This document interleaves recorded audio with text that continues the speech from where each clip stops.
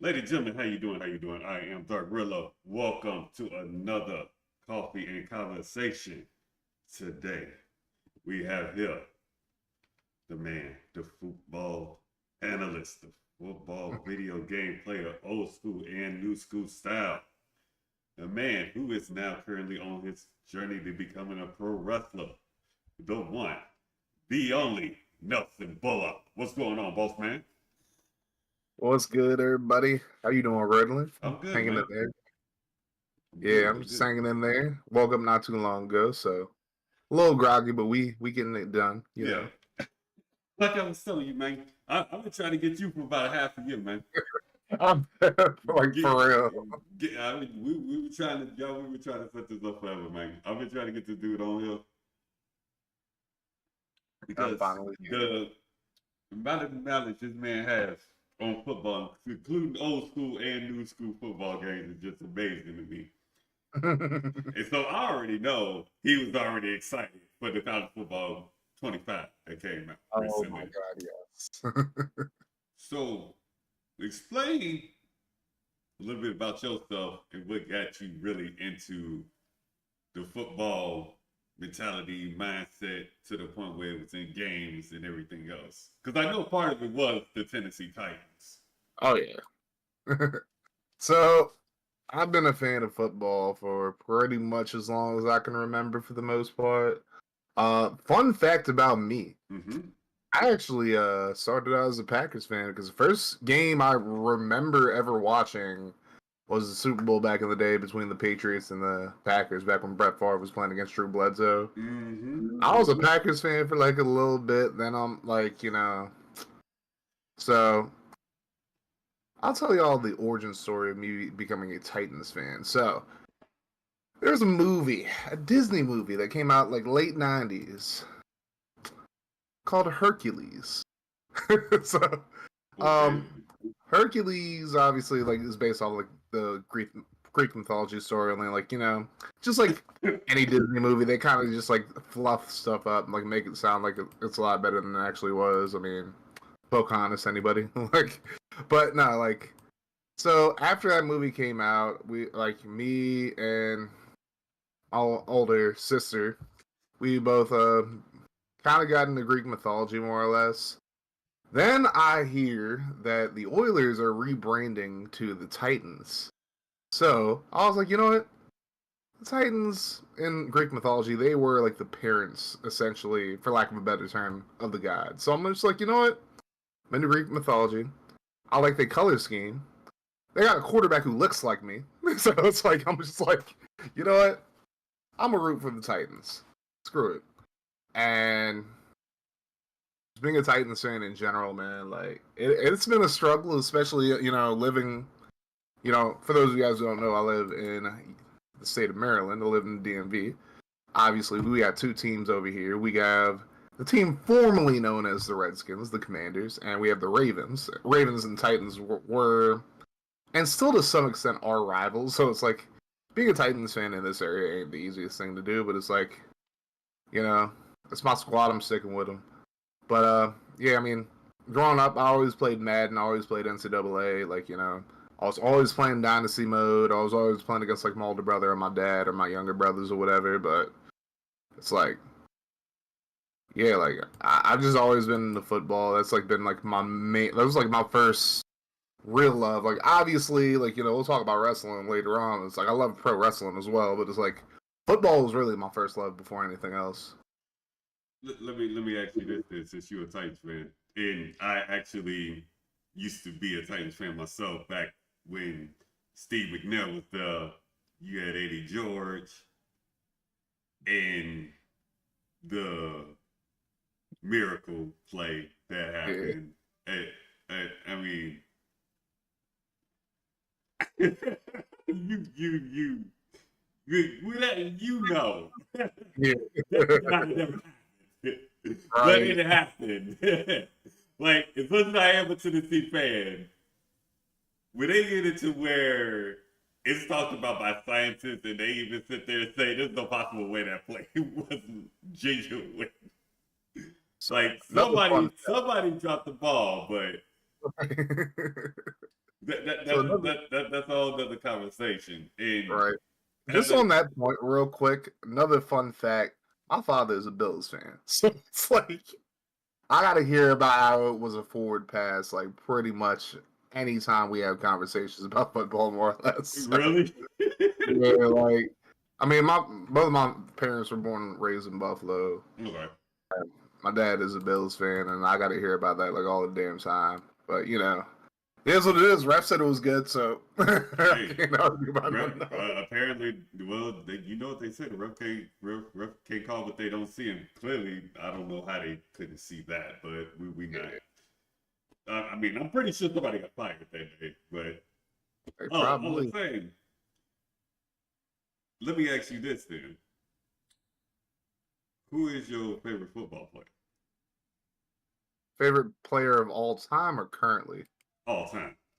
It's definitely McNair. Steve McNair was like the.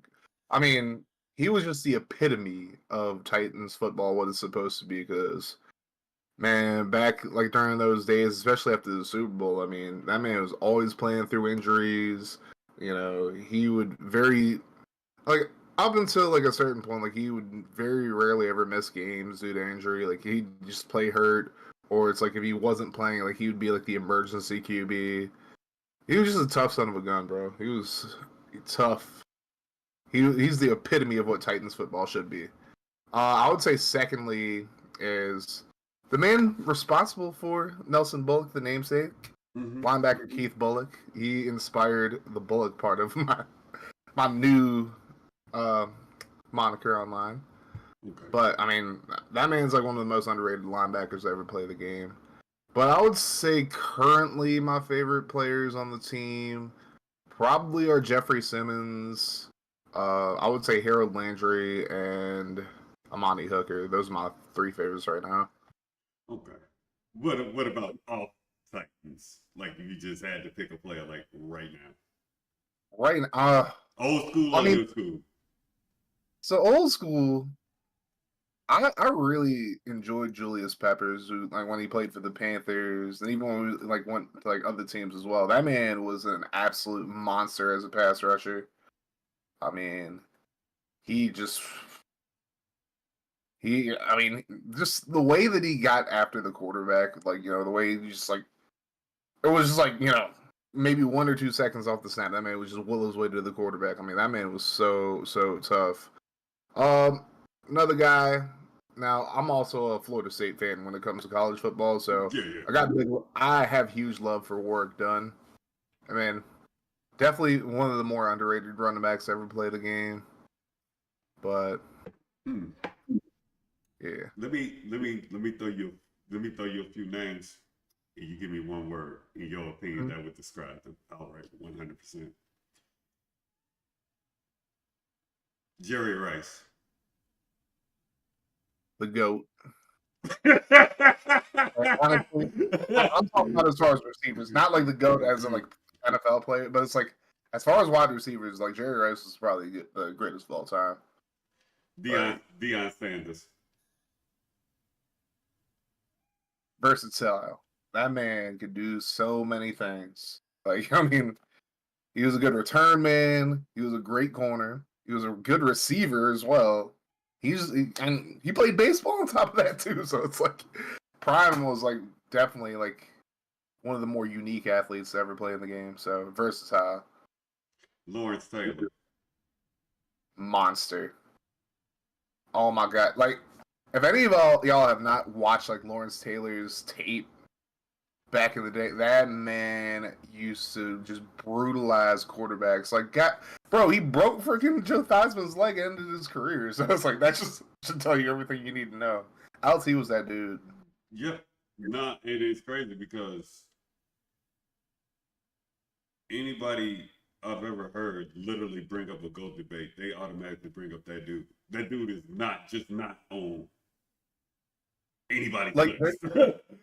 there is not an era of football in which Lawrence Taylor wouldn't be dominant. I'll put it that way. Like, if he played right now, probably be the best linebacker in the league. If he would have played in the '60s, probably would have been the best linebacker in the league or defensive player in the league. Like, if you would have played like during like the late '90s, early 2000s, Ray Lewis there wouldn't be a time where Ray Lewis would be the best linebacker in the league. Like LT was just that good. Do you feel like they would have a rivalry, LT and Ray Lewis? Probably like it'd probably be like a big comparison between those two. Yeah. Like that's kind of like what went on with him and Patrick Willis like towards like the end of Ray's career because Patrick Willis was like for the short time he played for the Niners, like he was considered one of the best linebackers in the league as well. Yeah. Let me hold on. Let me ask you like this. If you had to pick 5 linebackers right now, who would they be? If you just wanted out of anybody, you just want to throw them on the team, who would they be? So, would you say like currently or just all time? All time. Definitely LT, Ray Lewis. I would say Patrick Willis is definitely up there as well for me. 2 more.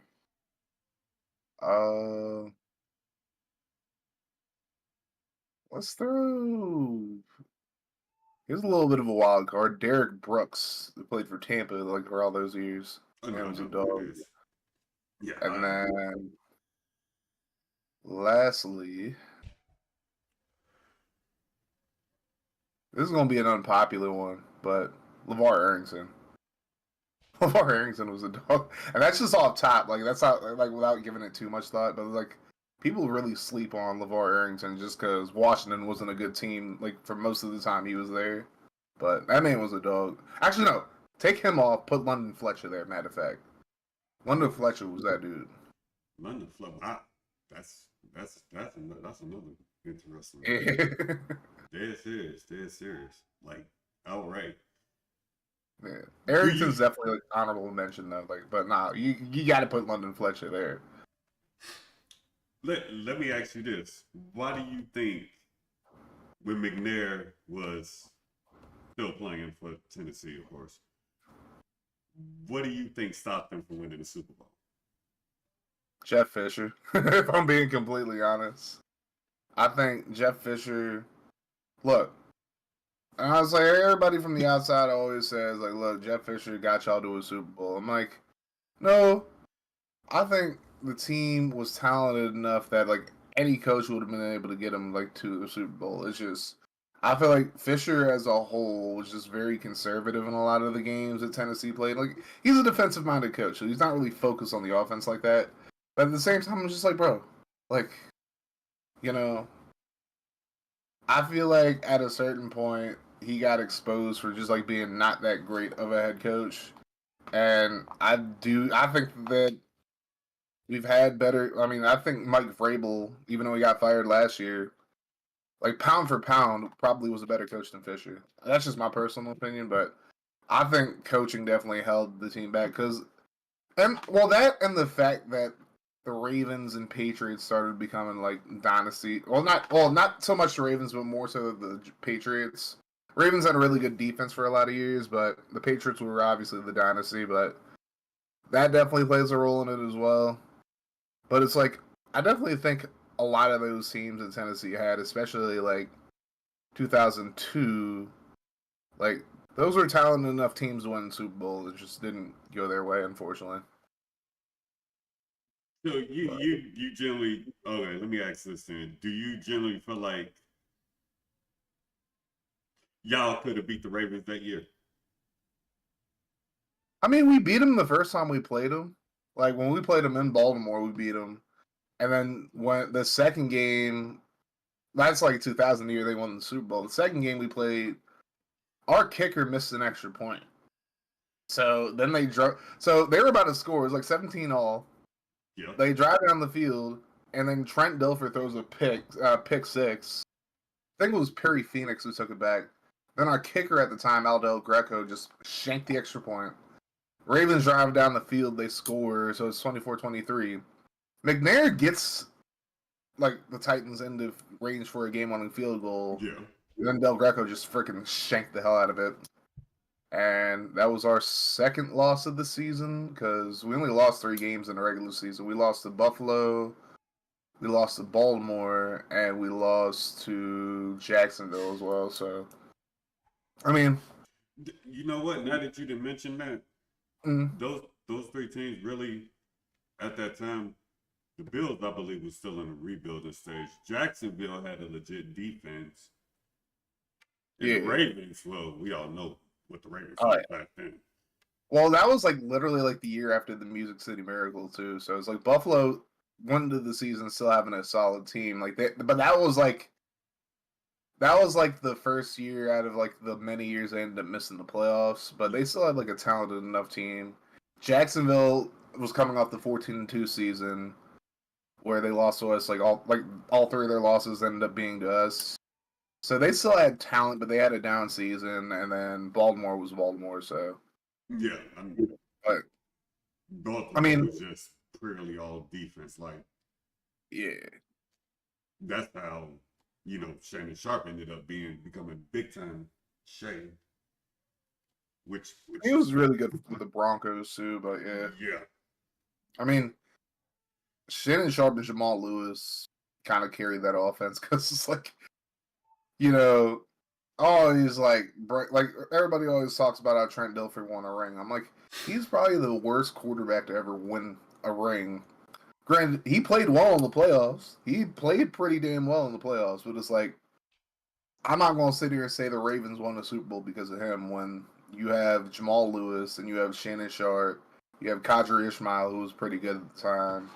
You had Jermaine Lewis, who was one of the best return men in the league at that time. yeah. And you had like one of the greatest defenses of all time with guys like freaking Ray Lewis, Peter Boulware, Every freaking Chris McAllister, Tony Siragusa, God rest his soul. Like, they had so many good players on that defense. yeah, but let me ask you this while we talk about good defenses. Do you feel like the Seattle Seahawks got screwed out of a Super Bowl? Yep, I blame Pete Carroll. I mean, bro, like, you have the best running back in the league. And it's like, I had one of my friends try to, like, argue for that play call, like, saying, oh, well, they were trying to catch him off guard. Oh, like, it was a good play call. It was just a good play by the defense. Like, no. Don't overcomplicate shit. You have Marshawn fucking Lynch. You have Marshawn Lynch at running back. At the time, he was the best running back in the league. Run that shit. If you get stopped, you had plenty of time to just reset and then throw the ball. Because, I mean, at that point, at least you did everything you could. If he gets stuffed at the one, then throw it. Or then, like, do some read option shit where Russ runs it in. If you really want Russ to be the hero, let him run that shit. But, like, running a freaking quick slant like that, granted, it was just a great play by Malcolm Butler. But it's like, it doesn't happen if you just run the fucking ball. Like, come on, dog. Yeah. Like, I wasn't a Seahawks fan, but it's like, I definitely root, like, it's very seldom I'm ever gonna root against or root like for the Patriots, honestly. And I was a big Russell Wilson fan back then too, because Yeah. I mean it was a dog. I still think Russell Wilson can be good, but he played like crap with Denver for the past few years. But it's like all you got to do is just run the ball with Marshawn Lynch. But Pete Carroll decided he wanted to try to like overthink shit, and they got the result they got. I don't know. That Seahawks team in general should have won more Super Bowls than they did. They won the one. That's about it. But it's like they had a lot of talent on the team on both sides of the ball. It was like the Seahawks were kind of unique in the fact that it's like they had a really good defense. They had the Legion of Boom and whatnot. Yeah. But they also had a really good offense with Marshawn Lynch, Russell Wilson, who was like playing at an MVP level. And then like they had so many good receivers. They had like Jermaine Kearse. I think they had Tyler Lockett at that point. But it's like they had Doug Baldwin too. Like their receiving core was nasty. Do you feel like when that happened, that really just ended the whole Seahawks dynasty? And did any chance of them like really being a dynasty, in my opinion. I feel like that just deflated them. I feel like it alienated a lot of people at a certain point. Like because I mean, if you listen to Marshawn Lynch's interview with Shannon Sharp a while ago, like Yeah. like a lot of people on that team didn't like Russell Wilson, or like they didn't really talk to Russ outside of like football and whatnot. So it's like I feel like that played a role too, but it's like I feel like at the end of the day, like the real issue was the decision to throw it at the 1 yard line instead of just running with Marshawn. If they would have just ran it with Marshawn, I feel like Seattle would have had so much momentum. They might have three-peated. Oh, like they honestly might have three-peated. I agree. All right. Your journey in wrestling. Please tell us how that started and So, where you at and where you want to try to end up. so I actually started up being a wrestling fan pretty late in my childhood. And like wrestling was kind of a way to bond with my two younger brothers who were like big into wrestling at that point. Yeah. So it's just like I felt like it was a way I could bond with them by like getting into wrestling and whatnot. And I started enjoying it myself. I started like, I was always like taping Raw because like obviously, I'm like 15, 16 at the time, so it's like my folks were like not about me like staying up till 11 watching Raw and whatnot, but it's like I'd record it, I'd watch it the next day after I got out, after I got out of school, or like when I was playing football, like got out of football practice or whatever. And every Friday night, I'd watch SmackDown before going to bed and whatnot. And I just like, I was a late fan, of course, but it's like I just became like big into it to the point where I wanted to do it. And I put it off. I put doing it off for so many years, and then last year I ended up starting up training in like January. Um, Unfortunately, in May, so like the plate. So my wrestling school was in a mall, and the mall ended up closing last. Like they decided they were gonna close in like March. They ended up closing like April or May. So my school shut down for a while. They ended up getting another spot like recently. So now I'm just like, saving up money to like take the classes and whatnot again. Mm-hmm. And I'm saving up money to like I'm just like trying to work on myself, like, physically, so I'm able to do it. Because what people don't realize, I was only training for like, 3 or 4 months, like about 3 months, I would say. Even like just the starting training is so strenuous and so like, you're basically learning how to like do certain things that your body is not acclimated to, like rolling and whatnot, and like they're just like taking bumps, like you were literally smacking your back onto a mat willingly. Like you're basically causing yourself pain willingly. So it's like it's an adjustment, and it's like there's being in shape and then there's being in ring shape, and you know they kind of just acclimate you into getting into that ring shape, so you're able to like entertain without like getting winded too early or whatnot. And it's a fun experience. I mean, it was tough for me. Like I'm a big guy. I'm not as flexible as I used to be. I've never really have been flexible, but it's like I'm even less flexible now at 32. So it's like it's rough, but I will be getting back into it the beginning of next year. I haven't really trained in like the last year just because like financial issues, other issues coming up in my life and whatnot. But we're working our way back into it. Like it is definitely going to happen, and I'm excited for it. I'm excited to get back into it. I got a question for you. Would you would you have rather started like maybe 5, 6 years ago in comparison to now? To be honest, I don't live with a lot of regrets, but I would say I probably would have been better off if I started when I was younger. But honestly, it's one of those things where it's like there are people who are like there were people in my class who were like older than me who were just starting out. So it's like there's really no like timetable. Like as long as you're like physically able and like mentally able to do it, Mm-hmm. you can pretty much start at any time.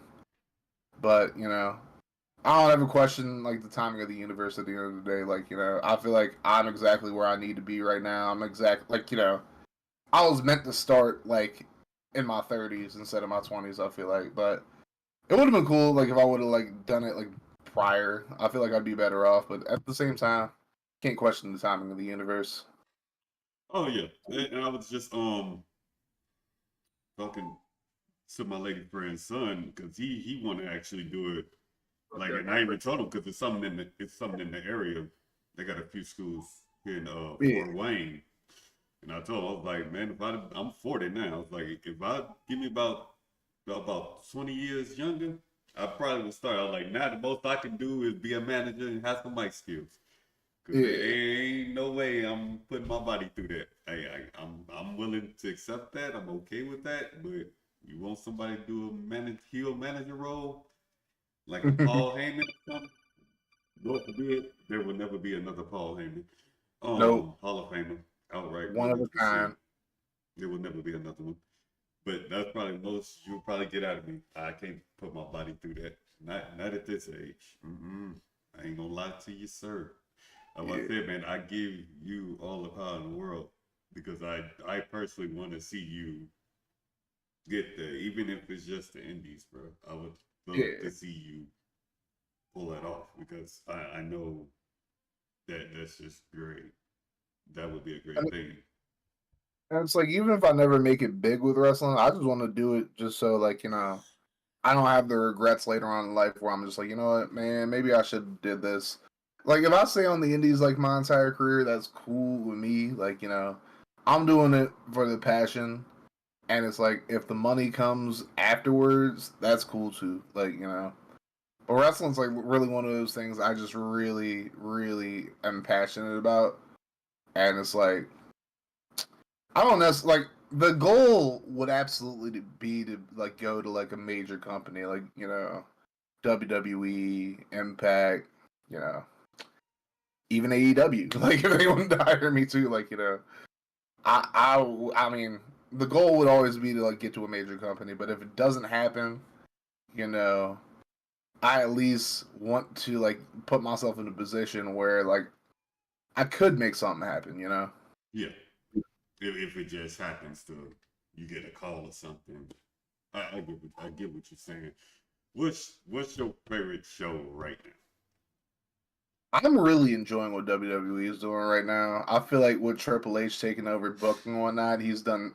It's just like a day and night change from like when like Vince McMahon was in charge. Like I feel like every show they put on, some of their pay per views might not be the best, but it's like I can see that like the wrestlers feel more comfortable. I feel like everybody is like more comfortable, more like just going harder. They're not as limited as they used to be.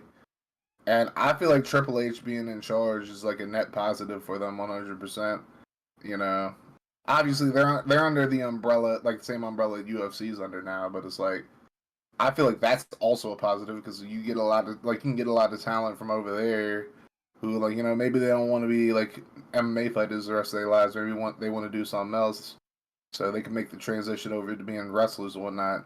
I think overall they're doing a great job. I like MLW a whole lot as well. Um, I was really happy for Alex Kane actually for like winning like the world championship a while ago. Yeah. Alex Kane is actually somebody I'm mutuals with on Twitter and on TikTok. Really good guy, really stand up guy.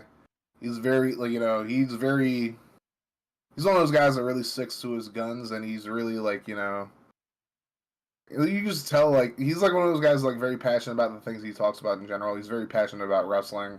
Overall, just a really good guy. Haven't spoken to him in a while, but it's like good guy for sure. Um, Impact's actually been stepping their game up. Oh, You know, definitely, definitely. yeah, like they've been going crazy, and I think the collaboration they're doing with NXT right now is perfect. It's so great seeing Joe Hendry of all people over on Impact. Oh, It's cool. Joe Hendry, the truth, man. That He dude, is the truth. I believe in Joe yeah, Hendry. yeah. Joe Like, Hendry, the man right now, bro. I like that dude. yeah, He got a he's talented, and catchy he has theme. like the whole song going with him too. Like, it's a good mix, and he's like charismatic as hell too. Yeah.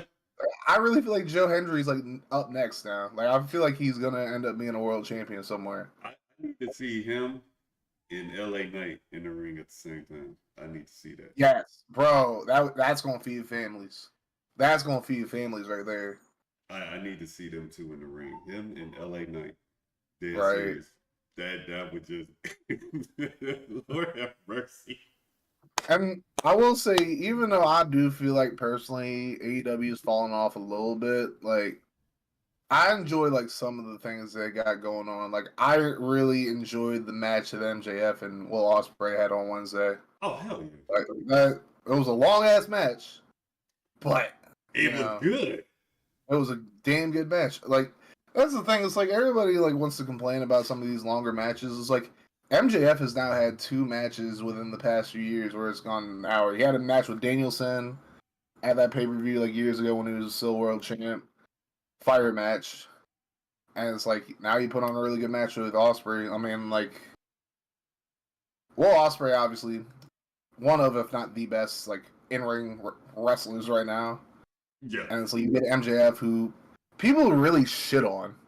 Like for some, like I see people like trying to shit on him nowadays. I'm just like, bro, like MJF's damn good on the mic, Yep. and he's damn good in the ring. Like he's like the total package, bro. Like I really feel like everybody should want MJF right now because yeah, it's that like dude is just a new thing to do. Like just shit on MJF. I'm like I get he's a heel and that's what you're supposed to do, but people are shitting on him as in like he doesn't have talent. I'm like, bro, MJF is one of the most talented motherfuckers in the world right now. Mm-hmm. Especially in the pro wrestling world, like, and you know what? That's why I'm glad that Will Ospreay match happened because they went all out in that match. yeah, Bro. they went ham. Like I was like, the shit they did in that match, I was like, God damn, okay, that like if that don't get your attention, bro, I can't help you at that point. And I sit there and I say this because I know you actually. Well, you did. I'm not sure if you still do. You actually interact with the fandom and all of that. See, I don't do that because some of those wrestling takes, bro, it made me want to just throw my remote into a wall. Like you can't be this crazy to even sit there. I definitely limit my interactions with like the wrestling community in general nowadays, just because. It's so much like people are just so if you like AEW, you're not allowed to like WWE. If you like WWE, you're not allowed to like AEW. If you only watch WWE, you're not a real wrestling fan. This, that, and the third. Like all these takes are just so stupid and gatekeepy that I'm just like, I don't feel like interacting with that. No. If somebody wants to just watch one wrestling company, that does not make them like. That don't mean they're not a wrestling fan. Like what? If you only watch the NFL, are you not actually a football fan? Like if you don't watch college, you don't watch like any of the spring league or like UFL, whatever. You don't watch arena. You're not a real football fan. Like that's stupid. Yeah. Like, you can watch be okay watching one company, and still be a wrestling fan. Like I just think that entire idea that if you don't watch this, that, and the third, if you don't watch wrestling 24/7, 365, you're not a real fan. Like that's just stupid. No, because I mean, I'm not gonna lie. I watch Impact. I watch Raw. I watch SmackDown. I watch AEW. I watch NJPW. You know what I mean? Yeah. Like, I watch them all for the most part. Depending on if I can catch it on, et cetera, et cetera. But it just because, like you said, it's just like a lot of the takes I read. It's just like, bro, they're out there performing. They're out there just trying to perform, do what they can within that. Like I hate the word botch. Yeah. Oh my god. The most overused. Like people. I need y'all to realize something. These people don't like. There is like a tad of like rehearsal and whatnot before or whatever. Like like when they're setting up on that. Like you're going over matches really like just like verbally. You're writing down a script for a match. Mm-hmm. It's all one take. Like they don't like record. Like they don't like record shit and then like we messed this up. We got to do it again. It's all live. It is all one take. They're gonna there are gonna be accidents that happen in the ring. There are gonna be things that happen. Like this whole he botched this, he botched that. Most of these motherfuckers haven't even been in the ring before. Like I can at least say I've been in a wrestling ring before. It was just for training, but it was like I've actually been in the wrestling ring, and I'll say right now, there are going to be mistakes that happen. Like like wrestlers do the best they can to make sure there are no mistakes in the ring. Mm-hmm. But that's not always the case. Sometimes people gonna make mistakes. You know, sometimes things are gonna look really quote unquote fake or whatever. But it's like this isn't the movies, bro. This isn't like all these other things. They have one shot at getting it right. Sometimes they don't get it completely right. It is what it is. And I think Jericho brought it up too. It's just like in pretty much in the same word you're saying, because he said he don't even like it, but he goes into like great detail why it is and all of that. Like, and I felt like the they well, like you said, it's overused. That's first off. It's like they act like nobody can make mistakes, Mm, and like you said, they do everything in their power to keep everything safe. Regard even with the mistake happening, they still trying to keep the person safe. Hell, Undertaker sat there and said when he even gave Randy Orton his receipt, he still tried to make him protected. He still yeah, protected him because even Randy Orton sat there and said, "Hell, it wasn't even the receipt that was bothering me. It was all the head games he was playing the entire time beforehand that he was right. more afraid of than him actually, getting said receipt." So it's not like they don't still try to protect each other regardless. You see what I mean? Mm, Because you see, because it's like there's a lot of videos on receipts being given, et cetera, et cetera, et cetera. But you can still tell, even when I'm still giving back, they still trying to make sure they are still. yeah, But they know, hey, that was a receipt, yeah. stuff like that. It's like they'll give you like a stiff clothesline or something like that, or it's like I don't know if anybody ever saw like the Brock Lesnar, Braun Strowman, Kane triple threat where like Strowman accidentally kneed Lesnar in the head, and then Lesnar got up and just like punched Strowman in the side of the head. Like that wasn't even like one of Brock's like hardest punches. Like y'all gotta remember, like Brock Lesnar started out as a wrestler, yeah. He became an MMA fighter, and he was pretty damn good at fighting. And he's a pretty strong motherfucker. So it's like, if he really wanted to knock Strowman out, he would have knocked him out. He just gave him like kind of like one of the like probably like a 50-60% punch to the side of the head, and that's about it. And he's just like he was like slow the fuck down, like Yeah, you know. They're not gonna try to like kill you with a receipt, but it's like yeah. It's like hey, stop rushing. You know what I mean?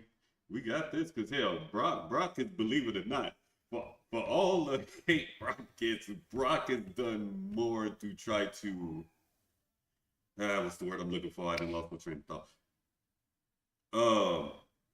Build push other wrestlers than actually winning. And you know what's funny? Like you have all these people that say all this negative stuff about like all these other wrestlers, like form like wrestlers talking about other like former wrestlers or whatever. Like you see like Bret Hart and like other people like constantly shitting on Goldberg on that. You hear about people shitting on Ryback and shit all the goddamn time. Nobody ever says anything negative about Lesnar though. Like none of his former coworkers, none of his like Mm-hmm. nobody ever says anything negative about Brock Lesnar. Like you don't ever hear like any negative shit outside of like whatever that's going on with like him and Vince McMahon. That's whatever. Like so you don't ever hear like anybody shitting on Brock like outside like as far as like being a shitty worker or like being unsafe in the ring. Like Yeah, even Brock Lesnar was like super safe in the ring. It seems like at least because nobody's said otherwise yet. yeah, but you got to remember too, Brock Lesnar is probably the most decorated person in fucking contact sports, literally. Yeah. Like he's Hall of Fame, no question that. Oh yeah, 100%. Even UFC, I think he's probably going to be Hall of Fame status. That's just because he transitioned the way he did. And hell, bro, like I still feel like if he really gave his all to the NFL, I feel like he could have at least been like a backup in the NFL.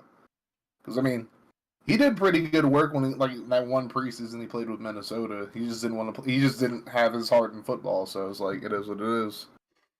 I mean, hey, it'd be like that. I mean, because look at Moose. Right. I like Moose. Mhm. I like everything about Moose, his music and everything. Right. I don't like this new theme. I like this older one, the Boost song one. Yeah. It's like Moose. Yeah, that motherfucker that motherfucker that hits. I don't care. I feel like anything where you can get the crowd doing your shit, you a bad motherfucker, dude. Mm-hmm. Moose is that dude. They're serious. Yeah. People be He, sleeping on Moose. That man's a dog, though. yeah, they're serious. And that's why I try to, and again, that's why I stay out of fandom because see, I try to give everybody benefit of the doubt. If I don't like somebody, it's probably 9 times out of 10. I just generally just don't like how they're being portrayed. Like, perfect example, old Liv Morgan, I didn't like. This new Liv Morgan, Mm-hmm. perfection. Right. I love this Liv Morgan. I feel like as a face, like, I feel like as a face, it just seemed like she was a bit too generic. Like, Liv Morgan is actually a pretty solid wrestler in the ring. Oh hell, But now that she's a heel, like, now you're really starting to see, like, the range that she has. definitely. And this match she's about to have a Rhea Ripley gonna go crazy, I feel like. Mm-hmm. Oh yeah, that's happening. That I'm all for it. I'm ready to see it and everything else. I'm not lying to you, boss. I want to see that. Me, That's gonna be a fight. I'm telling you right now, that's gonna be a fight. People feeling some type of way, rightfully so. hey, let them think one at this point, because it's you, gonna happen. you, It's gonna you want to say let them fight? Yes, let them fight, please. Just exactly. let them fight that out. I'm paying. I'll pay good money for that. Let them fight it out, 100%. But I just feel like a lot of, and like you just stated, how being a face limits you, while being a heel you can do more. And I just feel like her persona as a face didn't bring out all her ability. Her being a heel now is just like doors all open. She just Right. going. Fuck it. I love that for her. Dead serious. Me too. I'm all for Liv Morgan. Dead serious. Like I didn't like. That's why I'm glad when she originally lost the title to Ronda, they let her lose the way she did, because I was okay Right. with that. I was fine with that. I was cool with that. I was like, all right, so they really trying to, what's that word I'm looking for? Protect her image. There we go. Yeah. That way she could still make a comeback if need be. And lo and behold, Liv will bridge to her. Okay, cool. I'm all for it. I'm good with it. Cool. Let's do it. I was okay with it. Now at this point, like with Rhea getting hurt, and like them like building her getting hurt around like Liv Morgan, I feel like they really did a good job of flipping it on his head. So now it's Rhea who's trying to get revenge on Liv. Oh yeah, Which is, I mean, it's a good damn storyline. It's a hell of a storyline. I like it. I like it. It's somebody who's big on storylines. I'm all for it. They're serious. That's also why I'm glad the Will Ospreay and MJF thing happened. Because I right. actually was not expecting that match to be good. Matter of fact, I'm gonna be honest with you. I thought somebody was gonna interfere in that match. Dead Right. serious. Because I thought what I thought was gonna happen was, and this might still happen, so don't be surprised if it happened. I can't think of his name right now. Old boy from the Don Callis family. I can't think of his name. Real cool Will Ospreay. I can't think of his name right now. I thought he was gonna get involved and cost Ospreay the title. But I'm glad that didn't happen. That may still happen Right. eventually, but I'm glad it didn't happen right then and there because that was a hell of a match. Like I can't. You talking about Kyle Fletcher? There you go. That's the thing, Kyle Fletcher. Yeah. Yeah. That's yeah. I like him too. That boy, Yeah. that boy got some skills. There it is. Like, all right. I just wish they would push AJ Styles. Like, Right. let this dude win one more title before he done. Please, just give me Right, AJ as because champion. I don't feel like Styles got too much time left, so they got to give him like, at least one more title run. They need to. But They need to. I'm a huge AJ Styles fan. Even back in me the too. day. AJ I Styles. loved him in Impact. Duh. That dude, he just got that Like- energy, bro. It's just like when they even brought the OC back, I was like, just put titles on all the OC. Give me Right. that. Give me the OC with all the titles, and I'll be happy. Like I want them to go back to where factions were winning titles. You made factions, you made dominant factions, like the Bloodline. Yeah. I'm guessing that's probably why they don't want to do it because we just seen it with the Bloodline. But Yeah. I like seeing factions with titles. Like if you're gonna make a faction, like have it with at least a purpose. You know what I mean? Like I was all Right. for Bobby Lashley, Steve Profits, B-Fat. All for it. Right. I'm all for it. Let them do their thing. The Bobby Lashley is the truth. Mm. That dude, man, have you seen that dude work out, bro? His Look- workouts are ridiculous. Look at his workout with Sheamus. Sheamus got his own channel where he Yeah. goes to work out. Look at his fucking workout with Sheamus, bro. Like, you just gotta watch it, bro. The way that dude Yeah. works out, bro, it's insane, dude. Like, it makes you really wonder. And he does it pretty much every day. That dude is a beast, bro. Bobby Lashley is a genuine beast. Dead serious.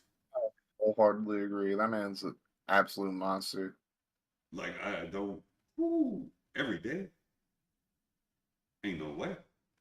Let me ask you this. Matter of fact, speaking of working out, what's your cheat meal? My cheat meal? Yeah. I would say usually like just something simple, like, if I'm like really like feeling like, I feel like I've been doing a good job, I would get some like pancakes or something like that. Chocolate chips and jumps, like kind of like what The Rock does. Like it was like the same shit The Rock does. That's like his main cheat meal. Like, he always posts on a plate of pancakes with like chocolate chips in them or something like that. Like like if there's one guy who knows how to do a cheat meal, it's The Rock. But y'all got some interesting cheat meals. I think they said Dominic Mysterio's is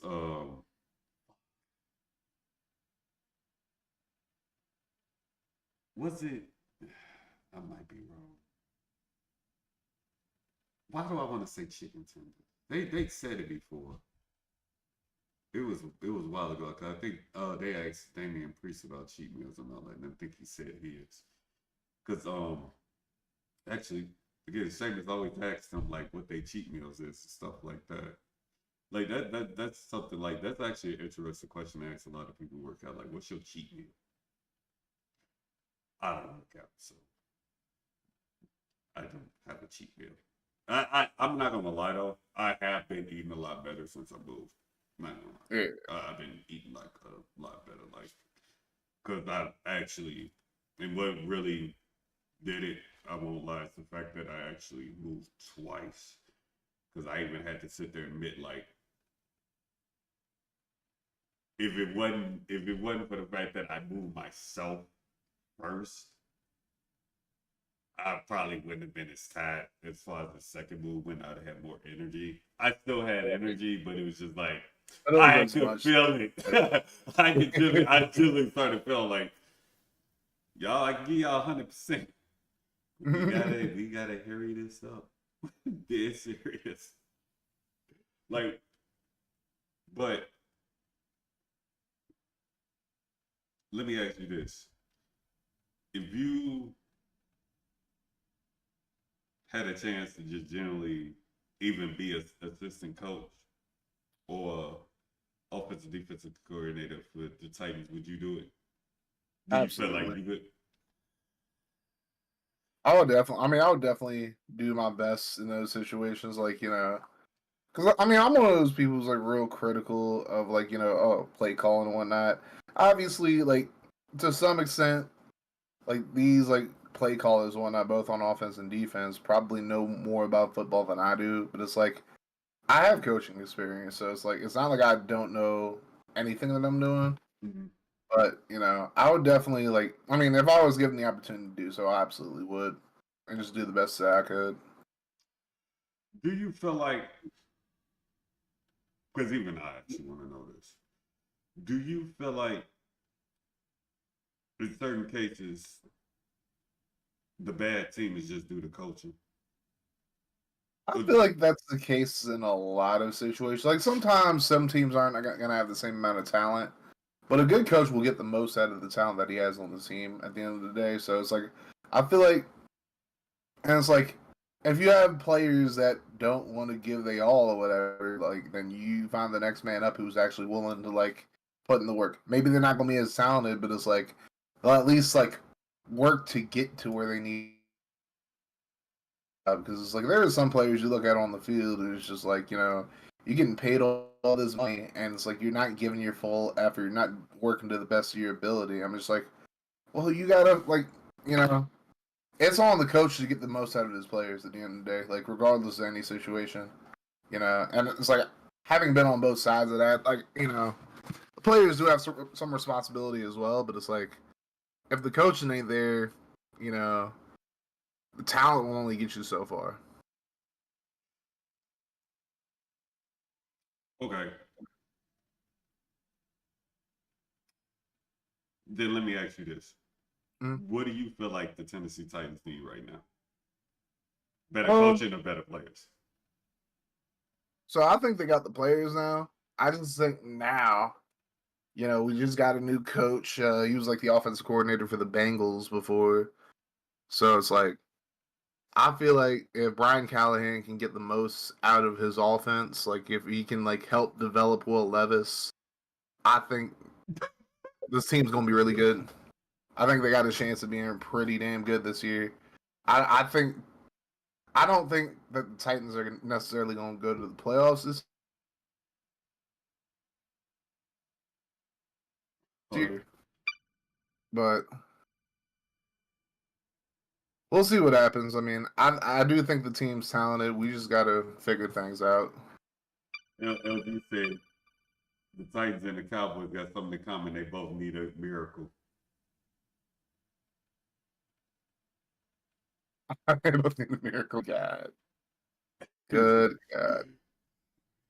I mean, we not even gonna get on the Cowboys. So that's a whole nother conversation. I Right. just that's a that's a GM issue. I feel like me personally, I feel like some moves need to be made. But yeah, I mean, Mainly with that quarterback position. I But mean, that's me. And what probably I would several other say, people and a whole bunch of other people. But what I'd say about like, so LG to say, like respond what you were saying. I feel like we're in a different situation than the Cowboys because the Cowboys are kind of set where they are, whereas like we don't really know what Tennessee about to do because this offense is going to be completely different. So our first year without Derrick Henry, we have three. he I going think we're in a better. I think overall, long term, we're probably in a better situation than the Cowboys because the Cowboys are kind of just stuck in purgatory. Whereas, like you said, we're rebuilding right now. So it's like, you know,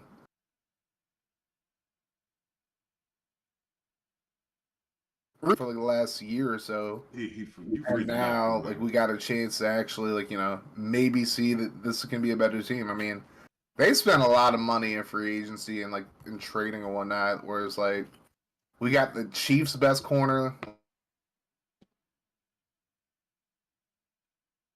Lavin Ridley, the receiver from who's playing for the Jags. Yeah, I'm noticing that too. You kind of freezing up in freezing certain up. parts. Yeah. Let me reset my Wi-Fi real quick. It's being annoying right now. Here's my thing too, though. Like, I just feel like if the Cowboys get rid of that quarterback, they might be able to do something.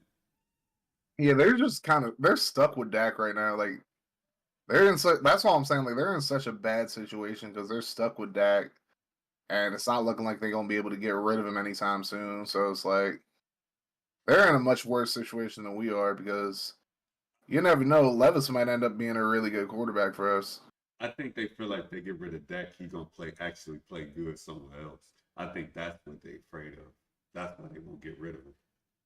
That's probably like, and it's like here's the thing. Like, I actually like Dak more than like a lot of other people seem to like him. Like, a lot of people seem to like be really down on Dak.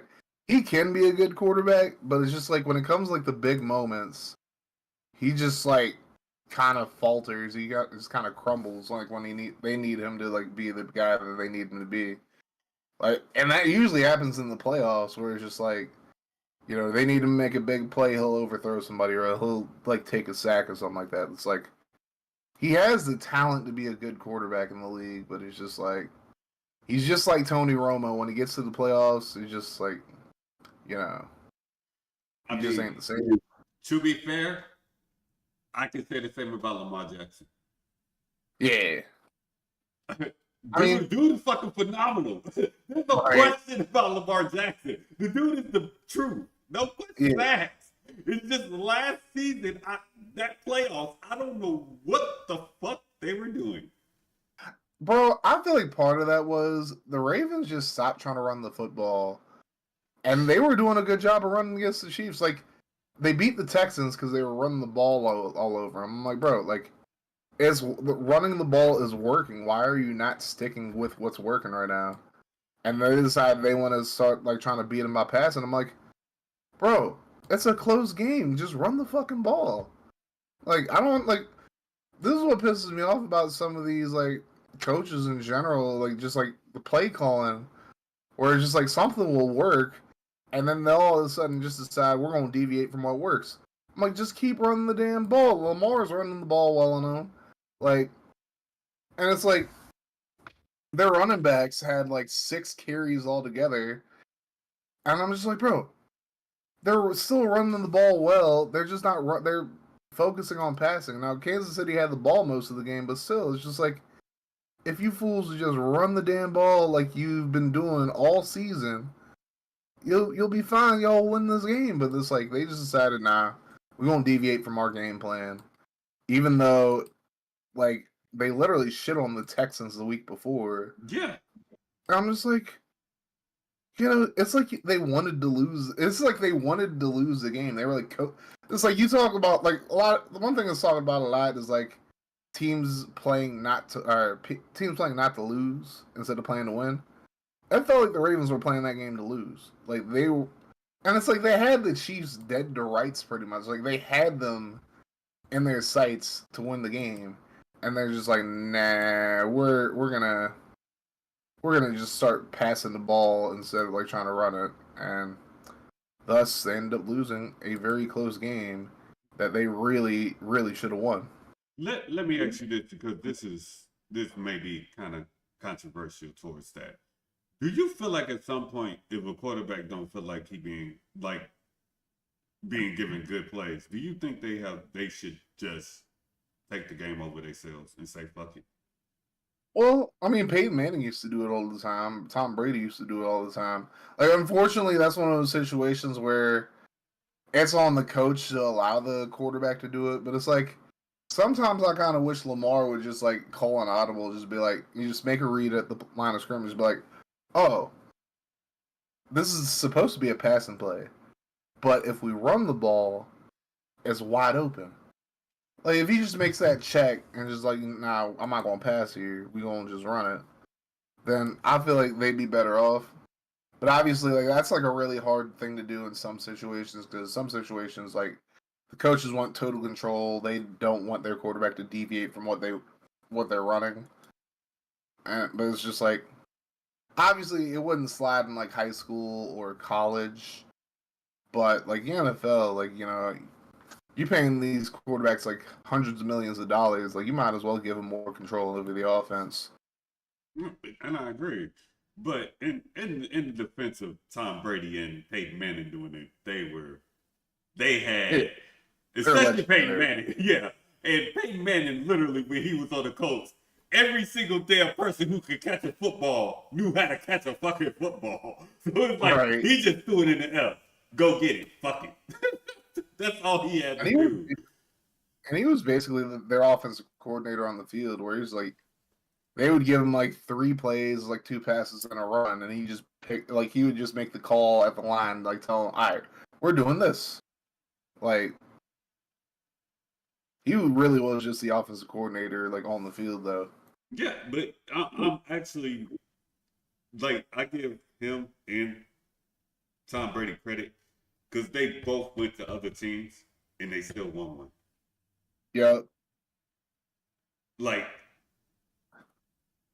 and I wasn't even all for Tom Brady until he actually came to Tampa Bay, and that was because they said, "Well, he can't do it on another team." Okay, he went to Tampa Bay and won one. So, yeah, what's your excuse now? exactly.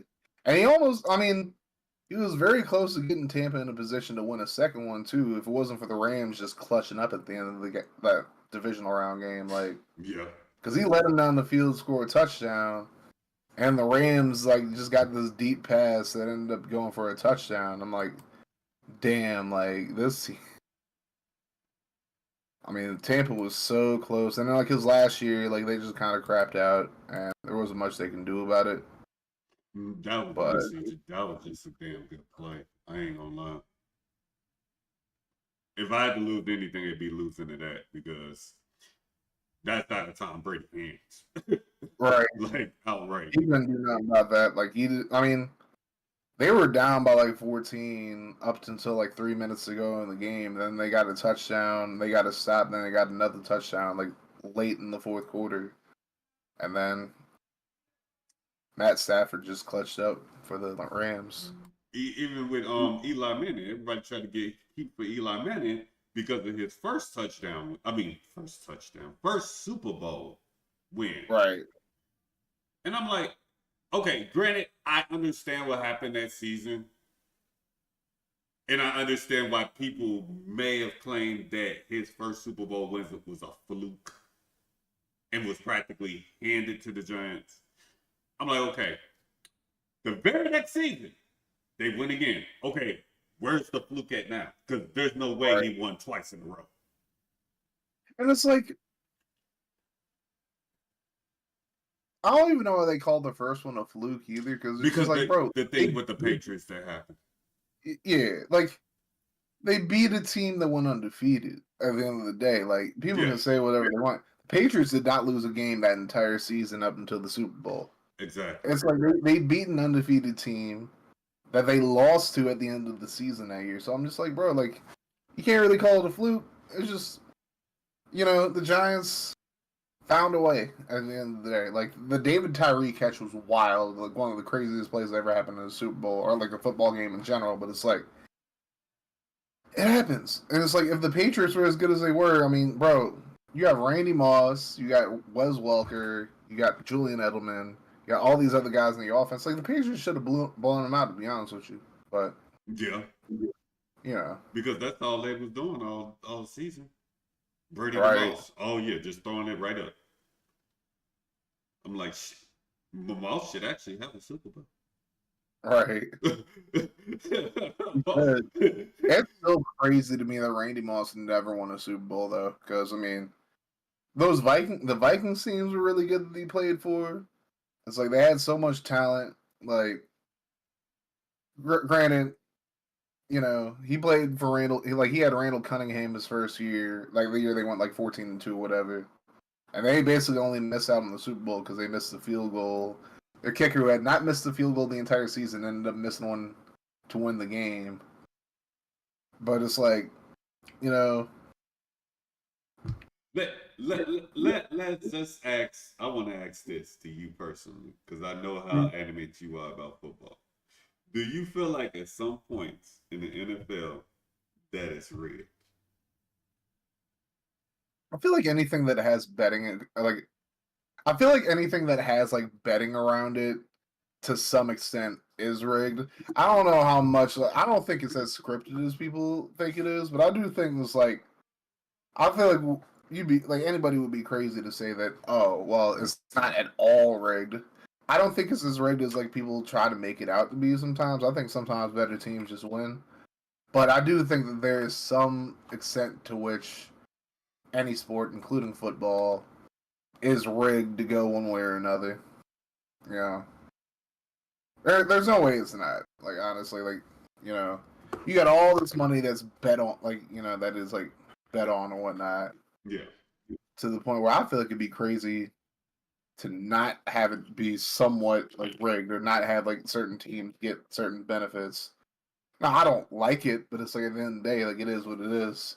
Like Chiefs are always going to get more calls than like other teams. Like teams like that are always going to like get more in their favor than others, but Well, not that you just said that. It's interesting that you say that about the Chiefs because Mahomes was complaining about not getting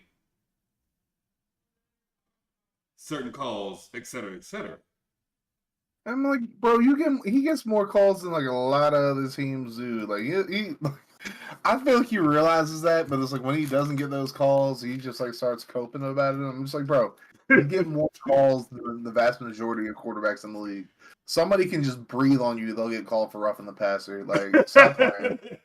Like, they'll just breathe on you slightly. They'll like give you a tap. It's roughing the passer. Like, whereas, let's say, for example, like Russell Wilson or like Will Levis or something like that, they get hit late.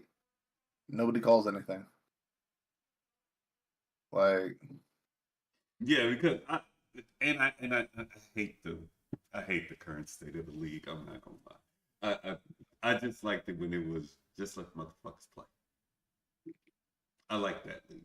yeah, Like I get the rough in the pass, I get the rough in the kicker. Okay, if it's clear as day, call it.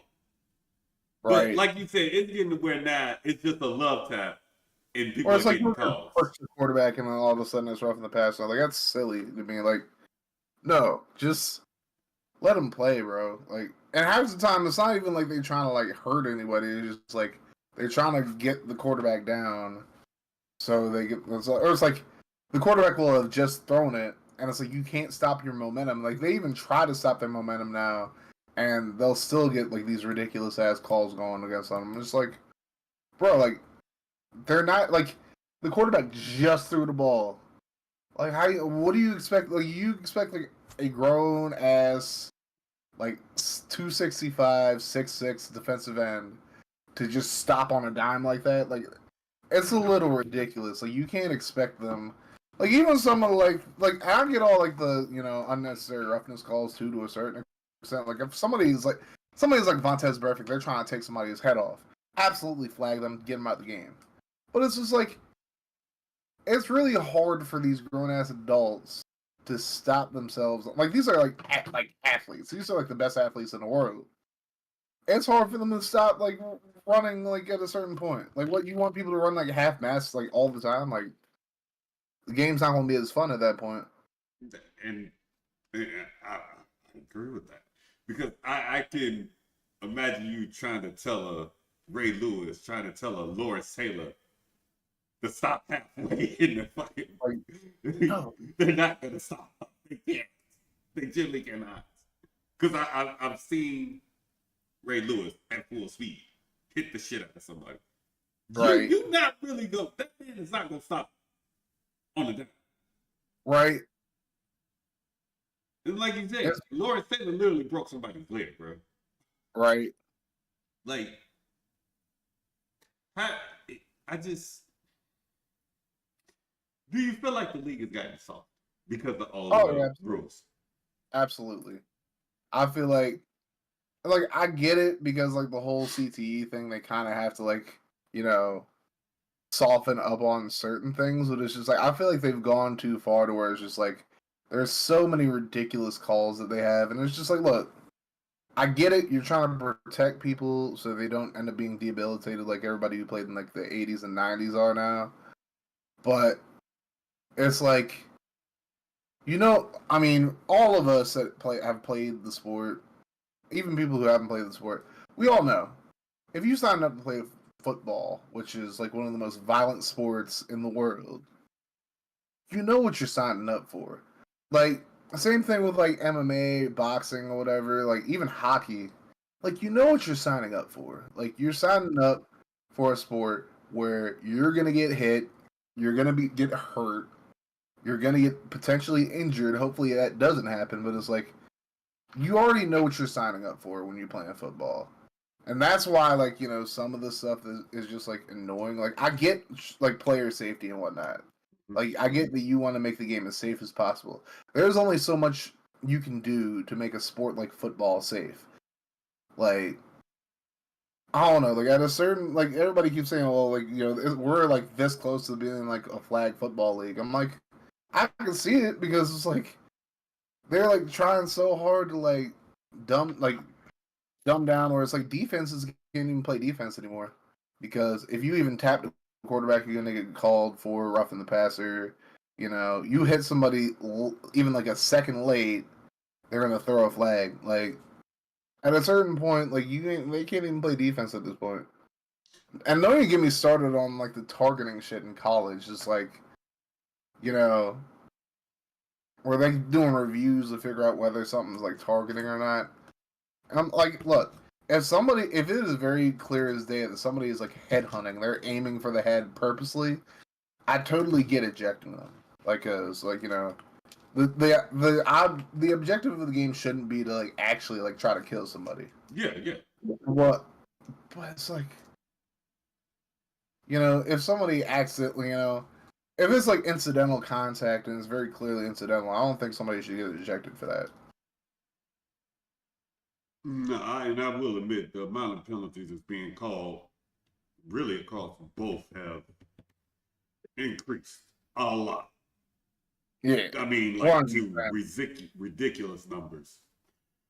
And even, I'm gonna say this too because even in the NBA, and they actually, Rasheed Wallace even talked about this, the amount of calls he was getting, because he actually Yeah. brought up the fact that once all that stuff came out with the refs and all that, he actually got money back for that Yeah.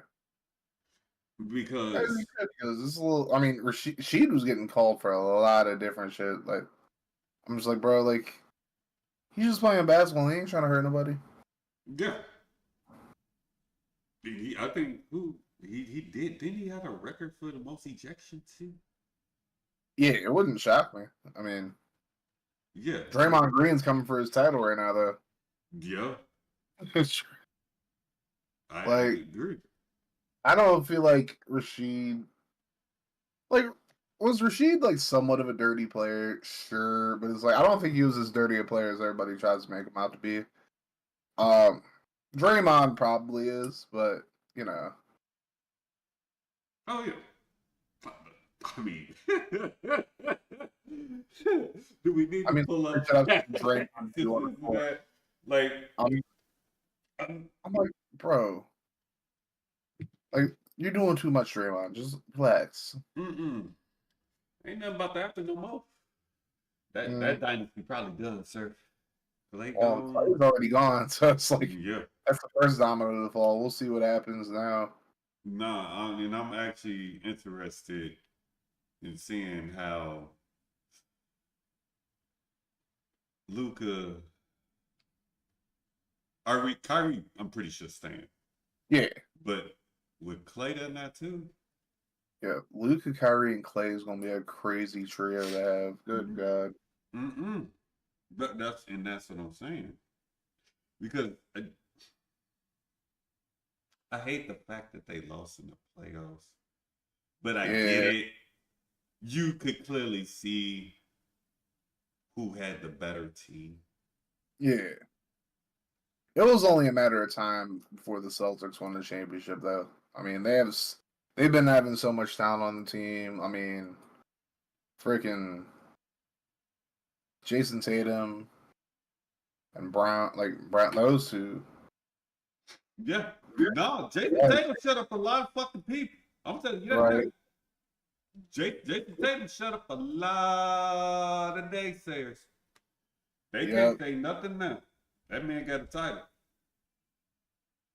Ain't no Yeah. excuse because you can even put up an argument that everybody always saying the Western Conference has the better teams. Hmm. Yeah, even I even sat there and said, I'm gonna be honest with you.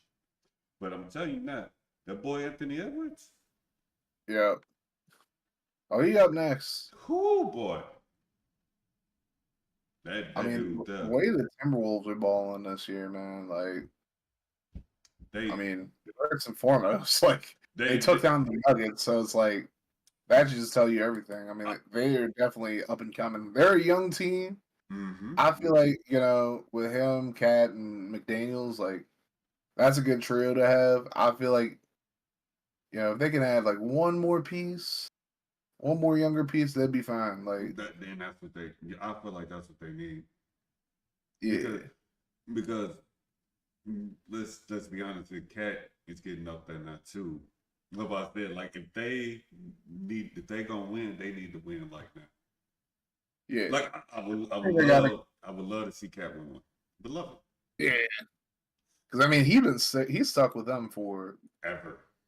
a lot longer than like a lot of other people would, and it's like a lot of people were shitting on him for years and whatnot. But it's like, now that he has Anthony Edwards on the squad with him, now that he has like Jaden McDaniels as well, Mm-hmm. you know, if Gobert can actually, play as well as he can more consistently, I feel like that'd be fine. Like I feel like in the playoffs, Gobert kind of disappeared at I'm times. gonna be honest. I'm not a Gobert fan. Nah, I nah. feel like I feel like he run his mouth too much. Honestly. Yeah, I feel like a lot of people feel that way about him. Like he's an okay interior scorer, but that's all he can really do, and he's a good rebounder. And I honestly, he's one of the best defenders. Like he's one of the best paint defenders in the league. It's just he's not consistent enough in the paint to where it's just like, bro, like you actually have a good amount of talent, but you just don't utilize it as much as you can. Yeah. Yeah. Yeah. Trust me, I like Anthony Davis. I wish Anthony Davis would just fucking take over, bro. Right? Anthony Davis is the truth when that motherfucker plays. Like you not fucking with Anthony Davis when he fucking plays 100% and just fucking goes. And I think that's what LeBron James is trying to do. Trying to give this motherfucker He's trying to get that out of him. get the fucking ball, fucking take over the game because you have all. Anthony Davis has it all. The man can defend. The man can shoot the three. The man can dunk. The man can got a mid range. He can do it. It's just Like you have to worry that is he gonna come today, that game, or tomorrow, the next game. I feel like LeBron gotta like start. I feel like LeBron kind of took a step back with how many shots he was taking this year, and he was like trying to let Davis like do more. But it's just like Davis wasn't consistent, so then LeBron ended up having to start pushing more. And it's like I feel like that's not gonna be like it's not gonna be like a popular opinion to have, but it's like when I see the Lakers, it's like I see LeBron like not shooting, not like taking it to the rack as much. He's kind of letting Davis take over a bit more, but it's like it just feels like Davis isn't as like consistent with it. Granted, he still gets a lot of rebounds, puts up a lot of points, blocks a lot of shots and whatnot, but it's like he's like really just trying to get. I feel like LeBron low key is like trying to get Davis to be the main guy on the Lakers now. Yeah. And You know, And he I, should. yeah. I just, Because I mean, LeBron's like almost. He's about to turn 40 this year, I believe. So it's like yeah, at a certain point, I think he realizes now it's like like my time is pretty much up at this point.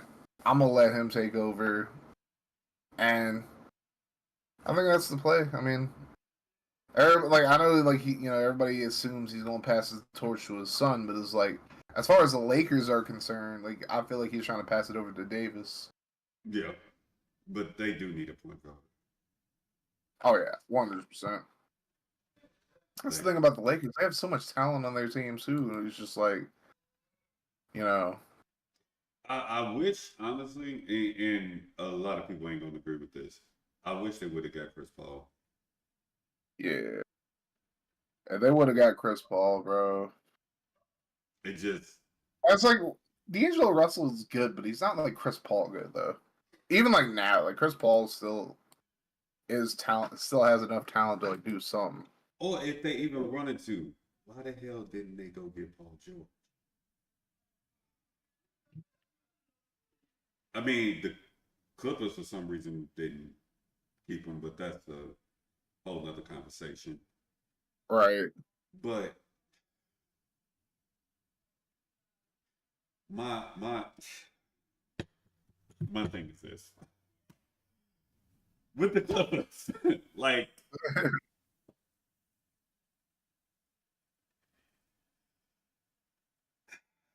a lot of people ain't gonna like me saying this. I would love for the Clippers to win one. Now, I wanted them to win one this year. Like I'm a Clippers fan. I was all for playoff P. Westbrook. I'm a huge Westbrook fan. Westbrook gets a lot of fucking blame for a lot of shit, which I don't agree with. I'll say this about Westbrook: the 1 year he was with the Wizards, literally the only reason they made the playoffs was because of Russell Westbrook. Low key, like, because everybody, like, Beal was out for the season, if I remember correctly. I might be wrong about that, but it's like the Wizards were like hurt. Like, it was just Russ basically had to put the team on his back, more or less, and they somehow got into the playoffs with Russell Westbrook being there. So I mean, that's one thing I can at least say about him. Like, he willed them. I'm over the Westbrook hate. That man has so Right. many triple doubles. It's not even funny. He can only do so much in a team. Right. Like, call him a ball hog, call him what you want to, but when he's having to solo the team by himself, we just sat there and watched that happen with old boy at in fact OKC Alexander, I think his name is. Yeah. That's He GA. he just practically did that. Granted, the boy good. He good as fuck. No question that. The boy good as hell. But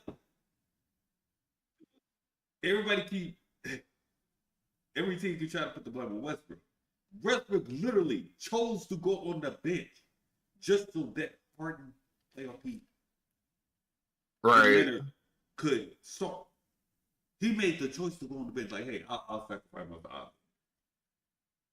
Y'all don't. Russell Westbrook don't get enough credit for this. I would love to see him and Kevin Durant get together again. Right. I feel like it might end up happening, like at some point, because I don't think KD gonna stay with the Suns forever. He might fuck around. So everybody's saying because the Clippers ended up trading him to the Jazz and he's getting his contract bought out.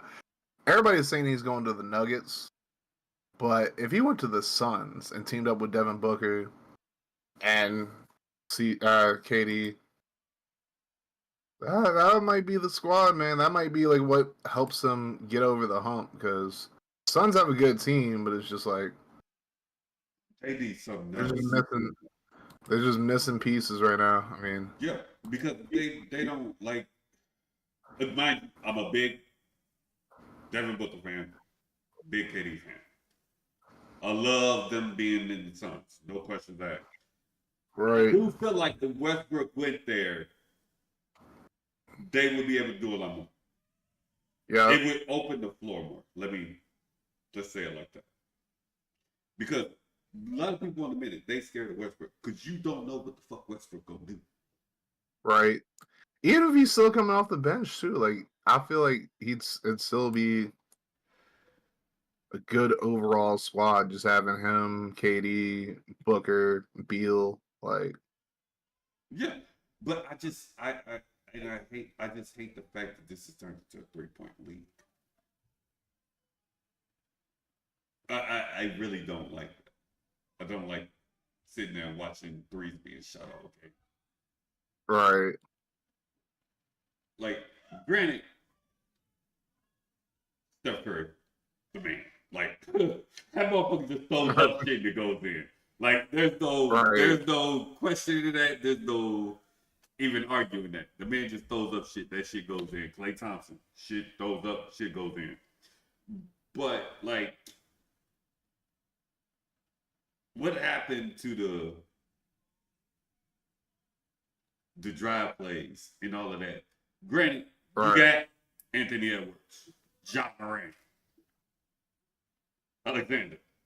They doing that kind of shit. Like that shit's just the heights they able to get just off the ground is just fucking ridiculous. Like I look at Anthony Edwards and it's just like, bro, how the fuck are you even doing it?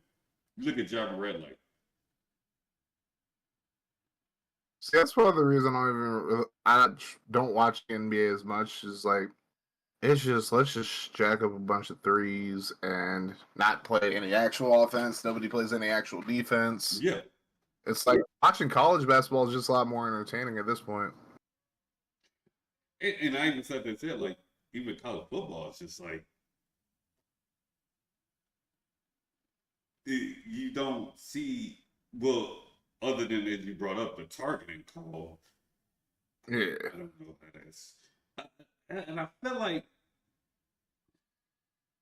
that a lot of these calls didn't start to happening until they brought out reviewing for plays. Right. For buzzer beaters, touchdowns, and all that. Okay, I understand that because some of that shit do look kind of sketchy. Cool. Let's do it for that. At least then it's fair. Everybody knows it's legit. I think once they started adding it into penalties and stuff like that, even with baseball, like I think that just opened the door up to where now you're seeing a lot more calls being called. Absolutely. Because even now it's just like, and I have to remind myself a lot of times when I see like certain pass plays, it's like old school rules, a lot of that shit that's being called for pass interference would not be pass interference. Right. It's gotten to where not even offensive pass interference is being called. Right. Bruh, really? Like they're serious. Like I remember when like I said, a lot of shit was not being called. And I have to remind myself that the rules changed. I had to put in my head, yeah, that's right. This is this era, not the old school era, where that hit would have been okay. You would just had to get your ass up off the ground and do it. Like, dead serious, man. But I totally get like player safety being a thing. I totally get like, protecting people is the thing. And I'm not saying that anybody should get their head taken off, but it's just like football's a violent sport at the end of the day, so it's just like, I think some of the calls are just getting a little excessive. So, let's figure out what made you want to pull out retro and modern football games? I feel like modern football games just kind of piss me off sometimes, especially Madden nowadays. Like I feel like sometimes Madden just pisses me off nowadays. So I'm like, let me relive the good old days back when like Madden was actually a really good game. So I mean, but you ain't just did Madden. Man, you done pulled out fucking game day, Yeah. bruh. You I mean, opened the door up again, dude. yeah. I mean, I just like experiencing like all those like older games, just seeing, because I only really played like ESPN NFL 2K and Madden back in the day. I didn't really give Game Day a shot like that. I played Game Day on like the original PlayStation, but I didn't play like the PS2 version. So I was like, let me go back and see how this game was. And for what it is, Game Day is a solid game, but obviously you can see like, it pales in comparison to like what Madden was back then and like what ESPN NFL 2K was. Let me ask you this then. What do Mhm. you think EA needs to do to make Madden good again? The way you wouldn't be Um, pissed off. I think they got to focus on like gameplay and franchise mode more than they do like Ultimate Team. Like I feel like I'm not blaming Ultimate Team players for Madden not being good because that'd just be disingenuous. EA is gonna do what like people play the most, and it's like people like playing online, people like playing the competitive modes, and Mm-hmm. like having a competitive mode where you can actually improve your team. I get the vision. I totally get it. So I ain't never gonna shit on like anybody who plays Ultimate Team. It's not my cup of tea. I stay away from it. Like I don't want to spend a bunch of money to like make my team better that I'm not gonna get back next year. I don't want to like do this, that, and the third. Like, but it's like it's just not my cup of tea, and I kind of just wish that they would actually make it so there were more customization options. Because look, I'm not saying that NBA 2K is a good game anymore. I played it for like maybe altogether like 4 or 5 hours. Like I didn't play like too deep into it, but it's like they have so much customization. Like they have it where you can completely create a brand new team from scratch. You can add expansion teams to your My NBA or whatever it's called nowadays.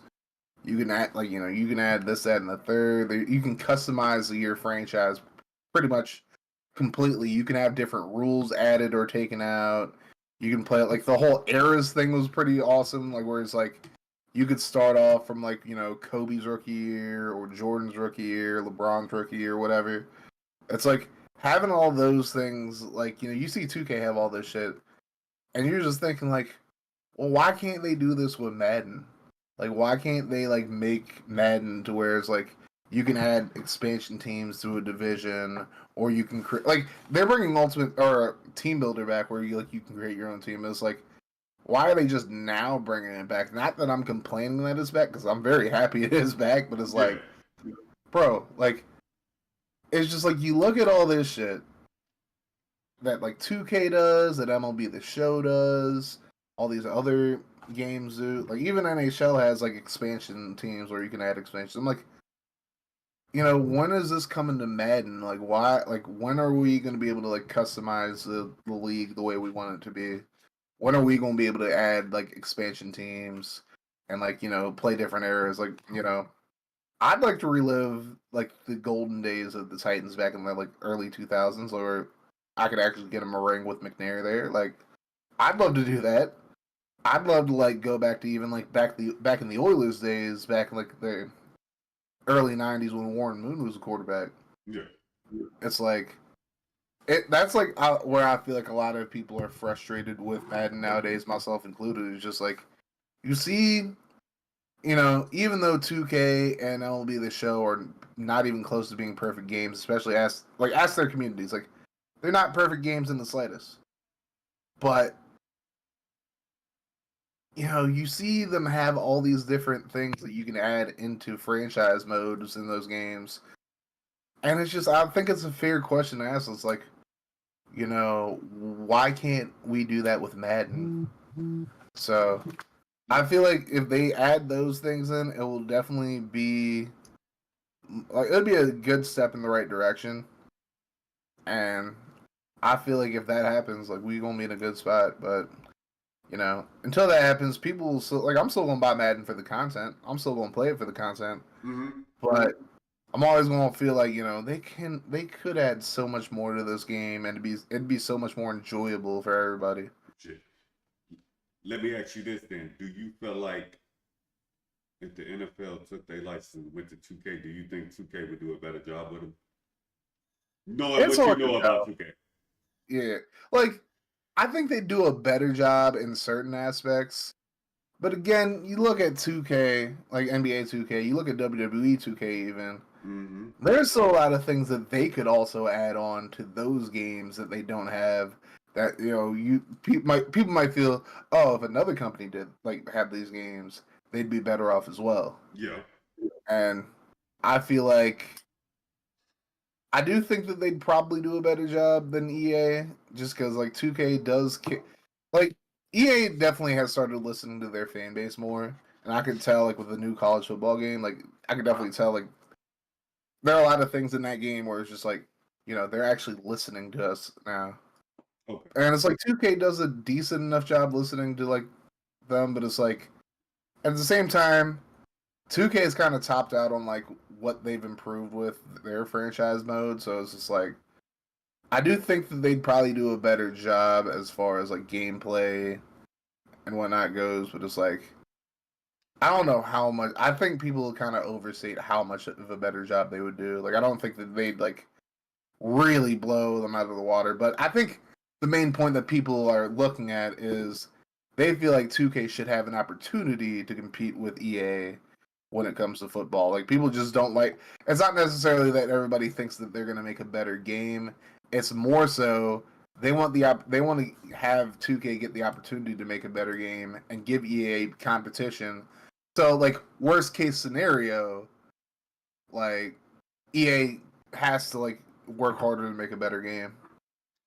Okay. So let me ask you this, since you brought it up, because I actually agree, because there's a lot of things I don't agree with WWE 2K24, and it's Mm. the concept of recycling. And I even sat there and said I would love to see what would happen if EA made the game All right. themselves. The new college football game that came out. I know you've been animate about it. I know you've been playing the shit out of it. Yeah. My first question is, before you even give me your overall opinion about said game, did they bring back that you can take players off that game and put it into Madden this year? That's what they said they're doing. I mean, we're going like when Madden comes out, we'll be able to confirm it. But yeah, you can play Road to Glory, and they're saying that you can export your Road to Glory player into Madden Superstar mode or whatever it's called. So hopefully they actually hold up their end of the bargain when it comes to that. But yeah, like that's what it's looking like right now. Because I'm hoping, what I'm hoping they do, I'm hoping they bring that shit back. Because I'm hoping they even bring back college basketball. Because I would love to see LG, who's animate for NBA 2K games or whatnot. I would like for him to sit there and be able to play the college one, take those players once the graduation and all that stuff, and then Yeah. import them over into the NBA Yeah. and have a draft class like that, instead of this whole randomizing that they got going on and everything else through sports Yeah. games. I Well, with Dynasty and franchise mode, they have it. They're like, I think that's coming next year. Which like I don't understand why they couldn't put it in this year, but I do know for like the single for like the one player mode, like the Road to Glory, you can do that for Superstar mode. But Dynasty and franchise, unfortunately, I don't think they have it this year. But we'll see. We'll see if they put in like a patch or something like that. Yeah, but what's your overall viewpoint on the game itself? Honestly, probably the best football game that I played, like that has come out in like the last 11 years. It's like with Madden, it feels like every year we're kind of just beating our head over like into like a wall every single year. Where it's like it'll start off good, and then at a certain point, things will start popping up that piss you off. Maybe that's gonna happen with this game too. I mean, it's too early to tell, but I've really enjoyed the gameplay. I've enjoyed how difficult the game is as a whole, like because It's like a lot of people are like bitching. The one thing that people are bitching about this game right now is the fact that like, oh, I hear some people still trying to say, oh, it's just like college Madden. It really isn't college Madden. Like most of the people who are saying that are the people that jumped right into the game and then turned on Heisman mode, which is like their version of all Madden. Yeah. And I'm like, bro, this is like everybody's been playing like the like little college football revamp mod for NCAA football 14. I'm like, this ain't college football revamp, bro. Like, you actually like have to like get better at this game before you play Heisman. I I see people struggling on All American. I was struggling on All American first until I got started getting better at the game. So it's just like if you're going to like, this is a brand new game. This isn't Madden. This isn't NCAA 14. This isn't any other football game you played. This is like a brand new football game, a brand new take on like college football. So the learning curve is going to be a lot different than like what you were playing with these other games. So it's just like if you want, like you got to work your way up to Heisman. You can't just hop on and be like, hey, I'm going to play Heisman. Fuck it. Like it ain't gonna work like that. For some people it might, but it's like for the most part not really. But overall, the game does have its glitches. I mean, it's an EA game. It's always going to have like glitches that are like kind of silly that they hopefully will patch up eventually. But it's like, as a whole, this has been a fun game to play. I mean, I really haven't put like this is one of those games where it's just like I'm even playing it offline, like in front of like friends on Discord or whatnot. Like not even just playing it on stream. Like I'll play it offline too. So it's just like that just like tells you that this game is definitely a lot better than I thought it was going to end up being, and I'm really enjoying what I've gotten so far as franchise and play now and whatnot. Okay. So, what areas do you feel like they should improve on? Well, first things first. One thing that really, my major complaint with the game so far, like my only major complaint so far is, about like the team builder thing where you can like build a team online and put it in dynasty mode, right? Yes, yes. So they unfortunately made it so you can't have dynasty mode offline, or you can't have a team builder offline. Dynasty is offline, but you have to basically make a cloud multi-user league where it's just like you import the team builder team into the game and whatnot, and that's the only way you can get a team builder team. And I'm just like, bro, even like in the old NCAA games, you were able to put team builder in offline. So it's like, why all of a sudden are we doing this? Where it's like, oh, you can only do it online. It's kind of a blower because I had a plan where it's like I wanted to do multiple team builder teams in dynasty mode, but it's like now I can't really do. Okay.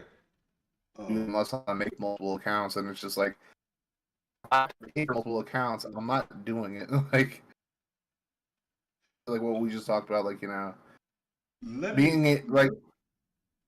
let me ask you this: Hmm? if you had help doing it, would you be willing to do it? Possibly. Like let me ask you like this: if I said fuck it, I would make the account for you just so you be able to have said teams. Would you be willing to do it? Because I get it. I get it. As somebody who creates their own league, I get having to make multiple accounts and how frustrating it can be. I get it. So if motherfuckers is willing to just say, hey, you know what? How can I make an account so you can just make these players? I mean, teams. Yourself, would you be willing to do it? Most likely. Like Because I get trying to have to do everything by yourself. Trust me, I get it. 100%. Trust me.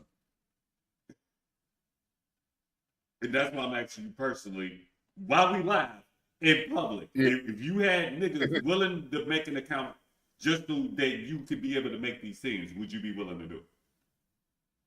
honestly, probably because I've already invested like a lot into like doing it, so it's just like You know, if I don't have to pay anything extra, I'll just I'll make 3 more accounts myself, and it will be good.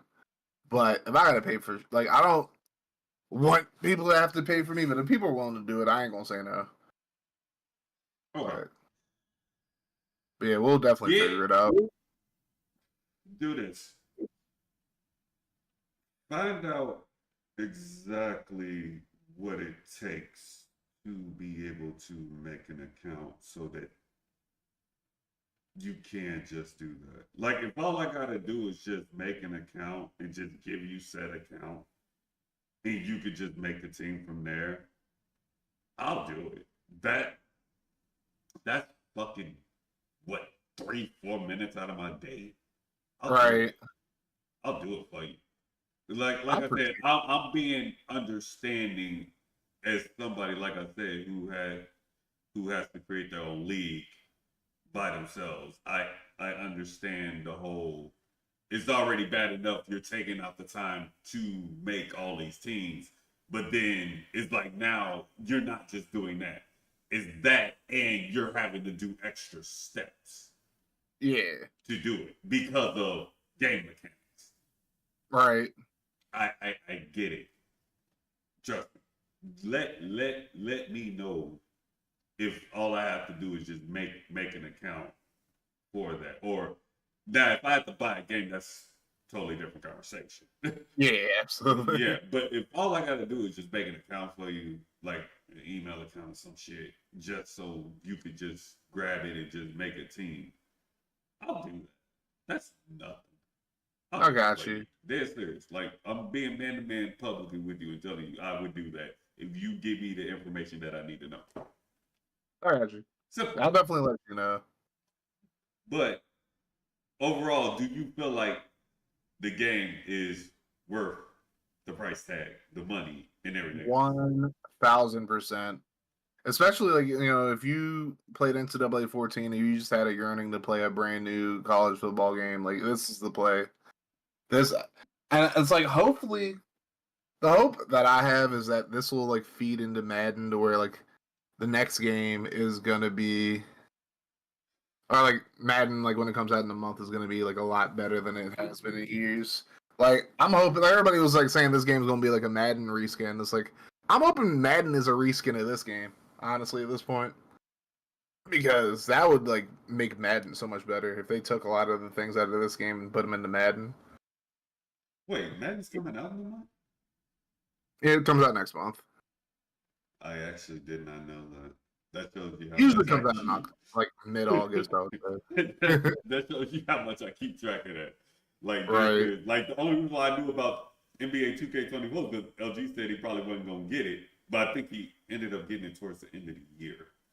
Yeah. That like, correct me if I'm wrong on that, LG. I'm not 100% sure because I know he was saying that it wasn't like enough mods and all of that for him to do the way he wanted to do it.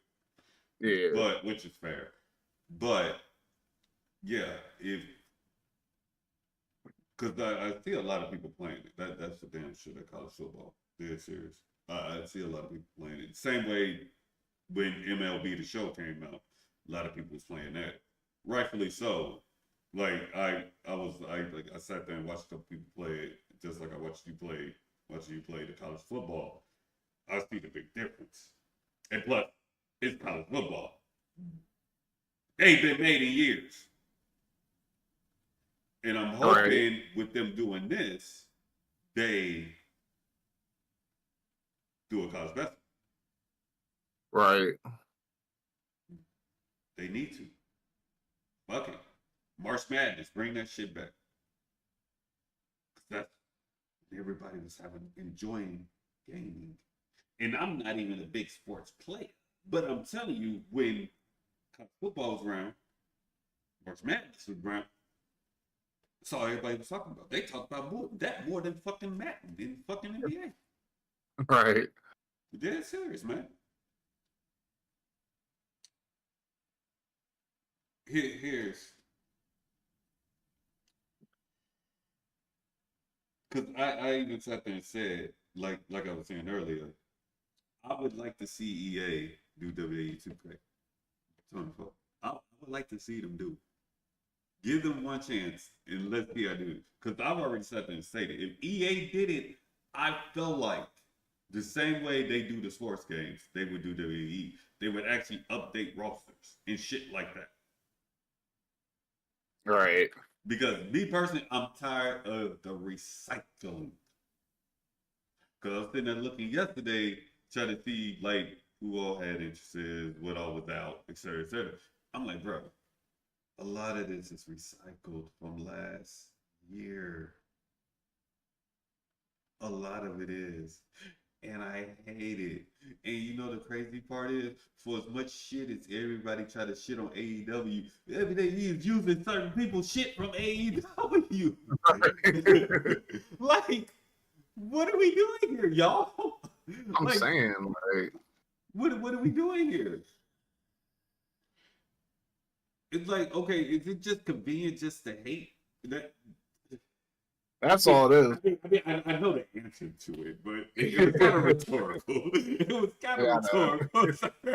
I'm gonna be honest, but with that in mind, though, what's your opinion on the current state of content creation?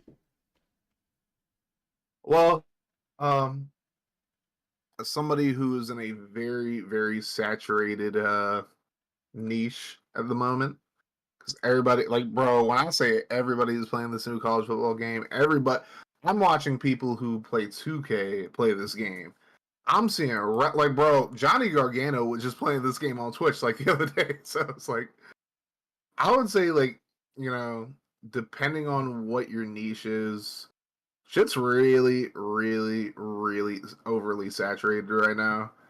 Where it's just like, you know, everybody's like focused on streaming nowadays, and you know, not putting out as much content as far as YouTube and whatnot goes. And I feel like the YouTube content that is there, you know, and I'm not gonna like shit on anybody or anything like that, but I feel like people don't really watch this. Like the way I do Dynasty modes was just like I was doing like like recording stuff and doing post coms. Whereas like nowadays people are doing like these like really quick people doing these really quick rebuilds and whatnot. Where it's just like my videos were always like game by game, where it'd be like 1 or 2 games per video. But it's like you got people doing like full seasons in a single video.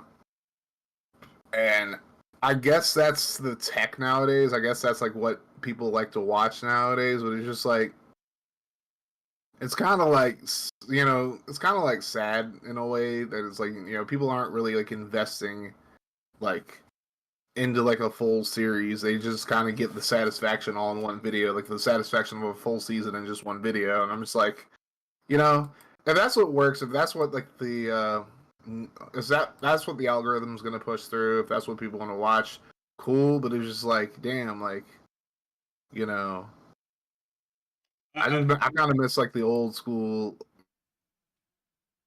I get what you're saying. Like I would, version of, yeah, like, cause the way you do it to me is different. I haven't yeah, seen nobody else do it because you actually take trash teams or said trash player and take them through a season, and yeah, you make it like a weekly or every 5 day type thing. I feel like that's cool. That should work, right.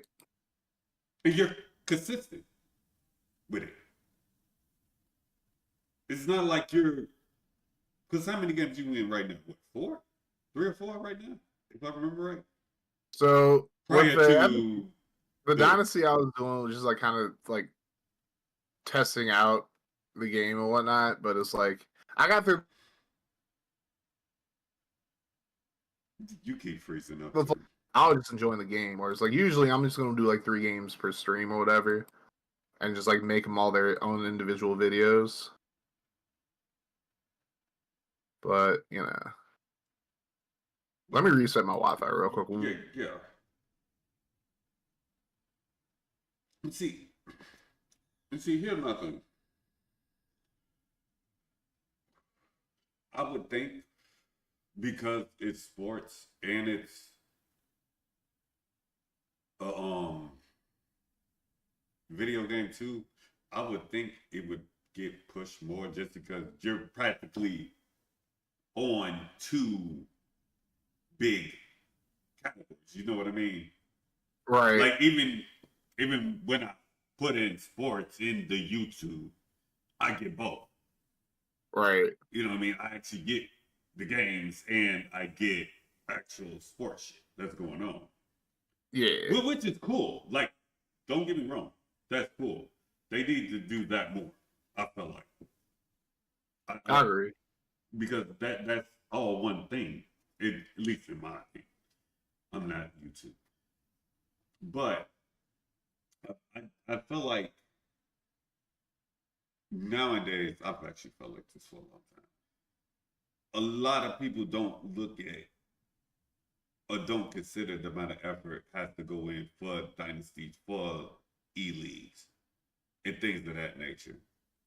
Because, like you said, somebody could just do a whole season in one video and be done with it. Yeah, Instead of somebody like yourself, like an LG, like myself, like Hill Please Hill when he was doing it. They don't look at the amount of stuff you have to put in to make all of that possible. yeah. I think part of it is just like attention spans, especially like after like pandemic or whatnot, have just like kind of just gone even further downhill than they were already going. And now instead of like actually like waiting to like see what happens in Dynasty episode to episode, now you got creators out here. And I'm not criticizing any of these creators, just so we're being clear. I shouldn't have to say that, but you know how people spin shit. But Yeah. I'm not criticizing anybody for doing it because like they're doing what the algorithms like wanting them to do. They're doing what the people want to see and whatnot.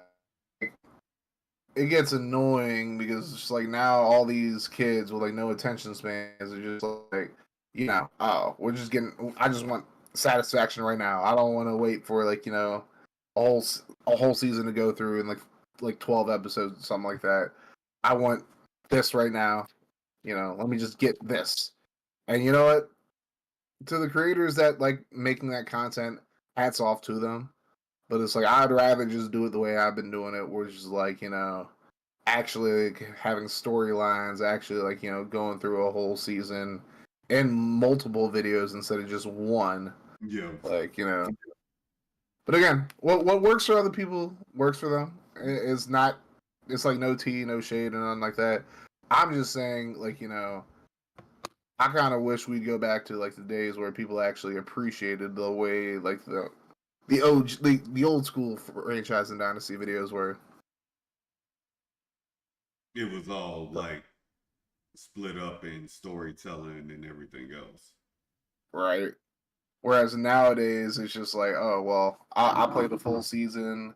This is what happened, type shit. I'm like, that's cool and all, but it's just like, and especially like it's like it feels like these like a lot of these guys don't like even stream. Like it's one thing if you like stream a whole season like in like over the course of a few streams or whatever, but it's like there's nowhere to find like the full games and whatnot. I'm just like, what about the people that want to see the full games and don't want to see just like Only the good parts. 5 plays in a game and whatnot? Yeah, I get what you're saying. I get what you're saying. Like, and I feel like for that, like I could sit there. Okay, I'm gonna use you because you actually do full games and shit like that. Like, I should be able to take one of your games and then me take it and highlight right. while you still showing your full games. You see what I mean? Yeah. Kind of like Fortune, Mm. Disputed, shit like that. Like, I would love to do that. I would love to sit there and take some of y'all niggas' games and break that shit down and make highlight videos out of it. I promise you. Right. I would do it. I would do it. That's it. I would take out the time to do that. Because believe it Yeah. or not, it's really not that hard. No, not at all. Because I know that I've done it for my own league. When I want to do it for that week, I was doing it's not that hard. And I feel like I can do it. Matter of fact, I need to run that by you and by fucking LG because I would like to actually do that. And that's what you develop that shit up. Because Oh, at least then I can sit there and I can say, well, here's the full games over here. This is where they're at, etc., etc. See, you just got me into an idea because I don't mind doing commentary. I don't mind doing sportcasting, shit like that. That shit's fun to me. right. Dead serious. But I get where you're coming from though. It's just like